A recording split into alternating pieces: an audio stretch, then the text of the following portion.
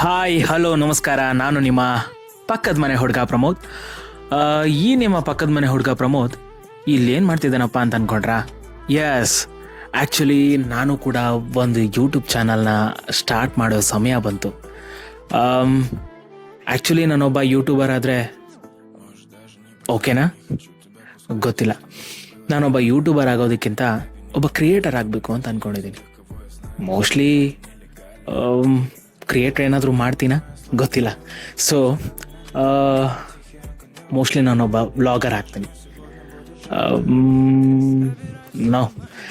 ನಾನೊಬ್ಬ ಎಂಟರ್ಟೈನರ್ ಆಗ್ತೀನಿ. ಆಗ ಮೋಸ್ಟ್ಲಿ ನಿಮ್ಗೆಲ್ಲರಿಗೂ ಖುಷಿ ಆಗುತ್ತೆ ಅಂತ ಅನಿಸುತ್ತೆ.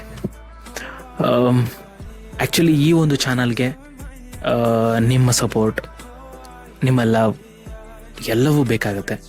ಸೊ ಹೀಗೆ ನನ್ನ ಚಾನಲ್ನ ಸಬ್ಸ್ಕ್ರೈಬ್ ಮಾಡಿ.